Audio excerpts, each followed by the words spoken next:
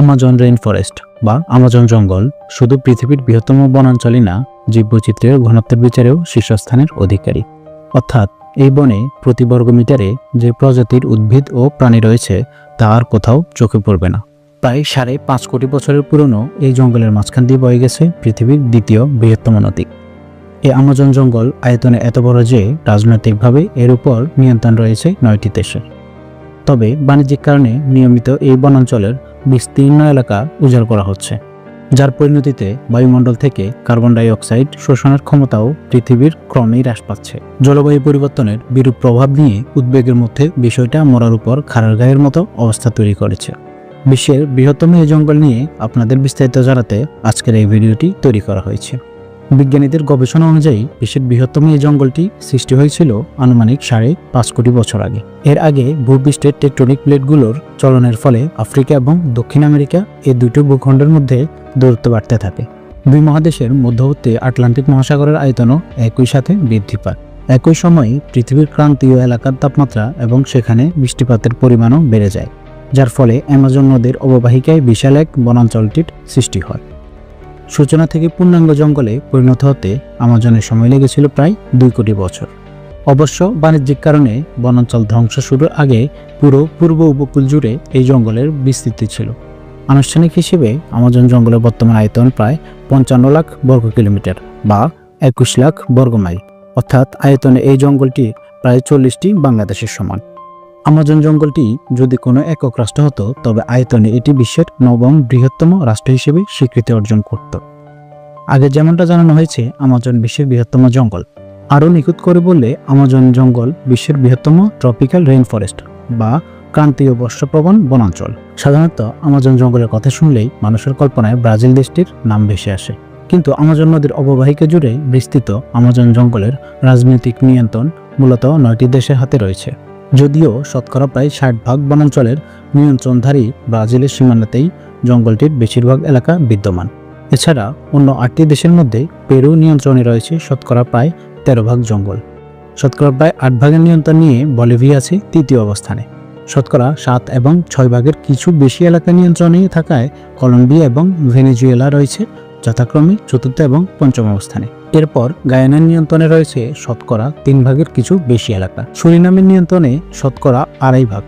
তালিকার 8ম এবং 9ম স্থানে রয়েছে ফ্রান্স এবং ইকুয়েডর। এই দুইটি দেশের নিয়ন্ত্রণে রয়েছে শতকরা 1.4 এবং শতকরা 1% বনাঞ্চল। বিশ্বের বৃহত্তম ক্রান্তীয় জঙ্গলের বুক চিরে বয়ে চলেছে বিশ্বের বৃহত্তম নদীগুলোর একটি।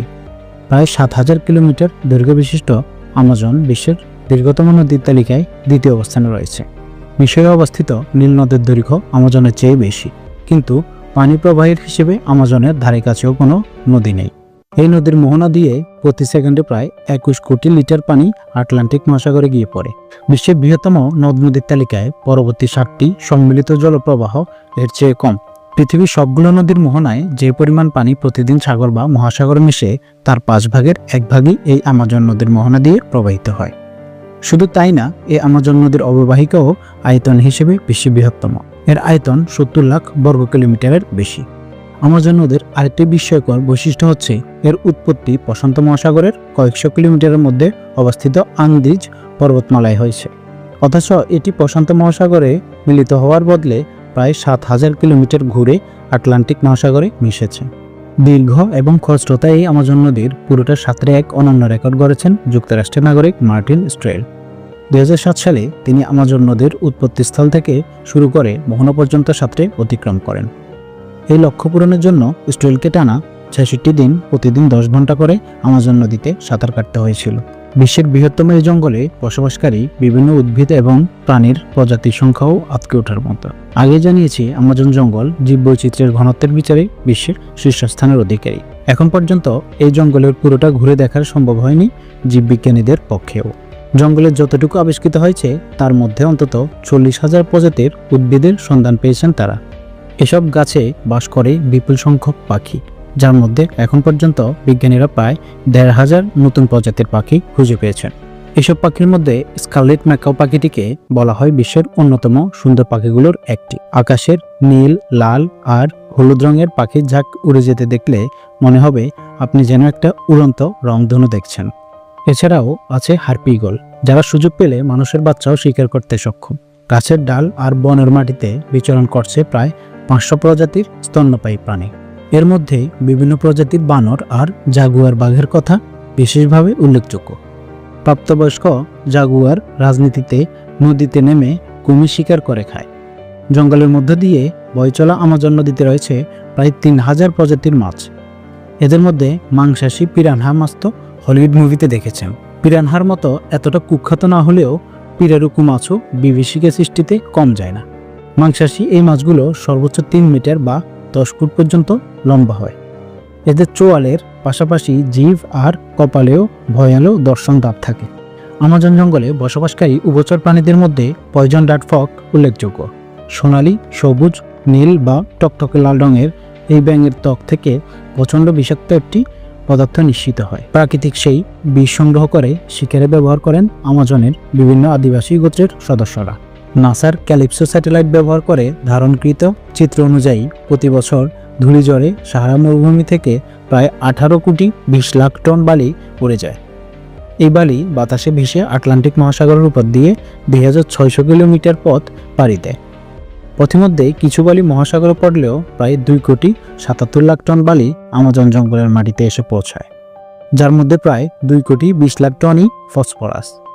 বিস্ময়কর ব্যাপার হলো আমাজন জঙ্গলের উর্বরতা বৃদ্ধিকারী এই প্রাকৃতিক সারের শতকরা 56% আসে সাহারা মরুভূমির একটি এলাকা থেকে। প্রত্নতাত্ত্বিকদের হিসেবে আমাজন জঙ্গল সংলগ্ন এলাকায় মানুষের বসতি শুরু হয় এখন থেকে প্রায় 11,500 বছর আগে। এরপর প্রায় 10,000 বছর উত্তর ও দক্ষিণ আমেরিকা সম্পর্কে ইউরোপ, এশিয়া এবং আফ্রিকার অধিবাসীদের কোনো ধারণাই ছিল না। এই অজ্ঞতার অবসান ঘটে 15 শতকে, যখন ক্রিস্টোফার কলম্বাস আমেরিকায় পদার্পণ করে।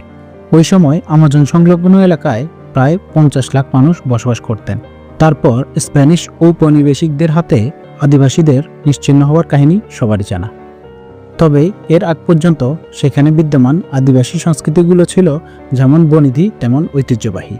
একবিংশ শতকে বিজ্ঞানীরা আমাজন জঙ্গলে কিছু স্থাপনা খুঁজে পান, যেগুলো খ্রিস্টাব্দ 1ম দশকে নির্মিত বলে ধারণা করা হয়েছে। এখনও আমাজনের প্রত্যন্ত এলাকায় 500-এর মতো আদিবাসী গোত্রের বসবাস রয়েছে বলে ধারণা করা হয়। সমাজবিজ্ঞানীদের ভাষ্য অনুযায়ী এর মধ্যে অন্তত 50টি গোত্রের সদস্যরা এখনও পর্যন্ত কোনো সভ্যতার মুখোমুখি হয়নি। আমাজন জঙ্গলে প্রতি বছর গড়ে 120 ইঞ্চি বা 10 ফুট বৃষ্টিপাত রেকর্ড করা হয়। তবে কোথাও কোথাও বার্ষিক বৃষ্টিপাতের পরিমাণ 400 ইঞ্চি বা 33 ফুট ছড়িয়ে যেতে পারে। বিস্ময়কর ব্যাপার হলো, এমন বৃষ্টিপাতের পরেও আমাজন জঙ্গলে বিদ্যমান প্রায় 4000 কোটি গাছের ডালপালা এতটাই ঘন যে অনেক সময় বৃষ্টির পানি মাটি পর্যন্ত পৌঁছাতে 10 মিনিটের বেশি সময় লেগে যেতে পারে। ডালপালার এই ঘনত্বের কারণে আমাজনের মাটিতে শতকরা 1/4 বেশি সূর্যের আলো পৌঁছায় না। বিশ্বের বৃহত্তম এই জঙ্গল বাণিজ্যিক কারণে নির্বিচারে ধ্বংস করা হচ্ছে। 2018 সাল নাগাদ বিজ্ঞানীদের হিসেবে আমাজনের শতকরা 17 ভাগ এলাকায় উজাড় হয়ে গেছে।